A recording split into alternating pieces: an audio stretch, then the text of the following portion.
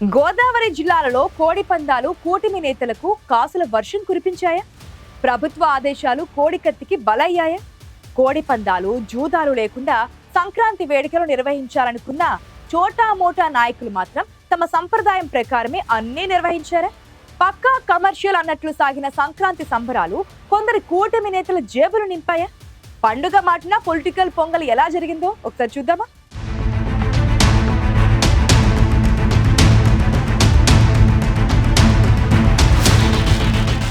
ఉమ్మడి ఉభయ గోదావరి జిల్లాల్లో 3 రోజుల సంక్రాంతి సంబరాల్లో పొలిటికల్ పొంగల్ లీగ్లా జరిగాయి. కాయ్ కాయ్ అంటూ కోళ్ల పందాల బరుల్లో వందల కోట్ల రూపాయలు చేతులు మారాయి.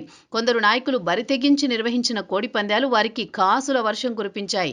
టీడీపీ, జనసేన, బీజేపీ నేతలు చాలా చోట్ల కలిసికట్టుగా కోళ్ల పందాలు నిర్వహించి కూటమి ఐక్యతను చాటుకున్నారు. ఉమ్మడి తూర్పు గోదావరి జిల్లాలో కోడి పందాలు, గ్యాంబ్లింగ్ గేమ్స్లో 500 కోట్ల రూపాయలు పైగా చేతులు మారినట్లు అంచనా.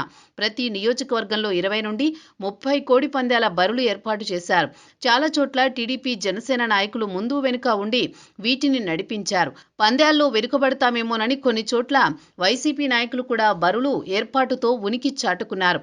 కోడి పందాలతోనే కిక్కు సరిపోదని గుండాటలు, ఇతర చట్టవిరుద్ధ అసాంఘిక కార్యకలాపాలను పండుగ సందట్లో బహిరంగంగానే నిర్వహించారు.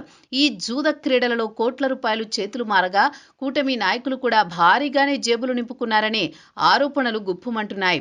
గోదావరి జిల్లాల్లో కొన్ని చోట్ల ఒక్కో ఎమ్మెల్యేకు 2 నుంచి 5 కోట్ల దాకా సంక్రాంతి సంబరాల్లో గిట్టుబాటైందట. చోటా మోటా నాయకులు పోలీసులకు, రాజకీయ ప్రముఖులకు పందెం పుంజు మాంసాల సమర్పణతో తమ వాటా తాము పుచ్చుకున్నారని విమర్శలు వినిపిస్తున్నాయి. కోడి పందాల బరుల సాక్షిగా గుండాటలు, పేకాటలతో పాటు మద్యం ఏరులై పారింది. కొన్ని చోట్ల కొందరు అత్యుత్సాహం గ్రామాల్లో శాంతి భద్రతలకు విఘాతం కలిగించింది.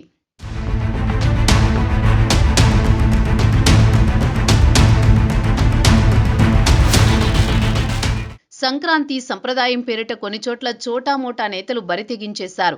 వేలంపాటలో 10 నుంచి 20 లక్షల రూపాయలకు బరులు దక్కించుకున్నారు.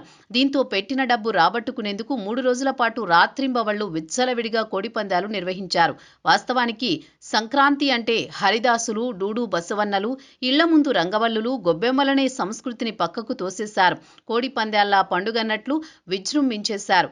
ఈ 3 రోజుల పోలీసుల బరుల వైపు వెళ్లే సాహసం చేయలేదు. బరుల నిర్వాహకులకు ప్రజాప్రతినిధులు వెన్నుదన్నుగా నిలిచారు. 3 రోజుల గుండాటలు, పేకాట, మద్యం అమ్మకాలు, అశ్లీల రికార్డింగ్ డ్యాన్సులతో ఉమ్మడి గోదావరి జిల్లా హోరెత్తిపోయింది.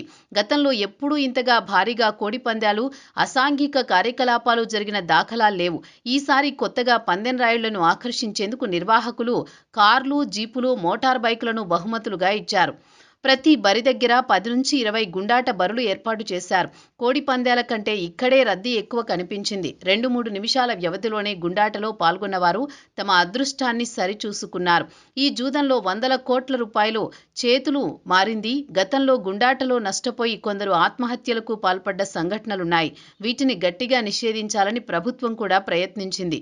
అయితే స్థానిక ప్రజాప్రతినిధులు, అధికారుల వెన్నుదన్నుతో 3 రోజులు గుండాటలు విచ్చలవిడిగా సాగాయి.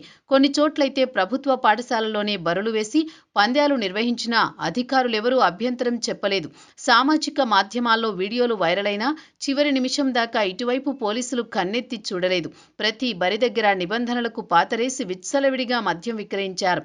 కొన్ని చోట్ల ఫారిన్ సరుకుని దించేశారు. మంచింగ్ కోసం మాంసాహార వంటకాల్ని అందుబాటులో ఉంచారు. ఇవన్నీ కొందరు నేతలకు కాసుల వర్షం కురిపించడంతో వారంతా ఇంకా పండుగ మూడ్లోనే ఉన్నారు.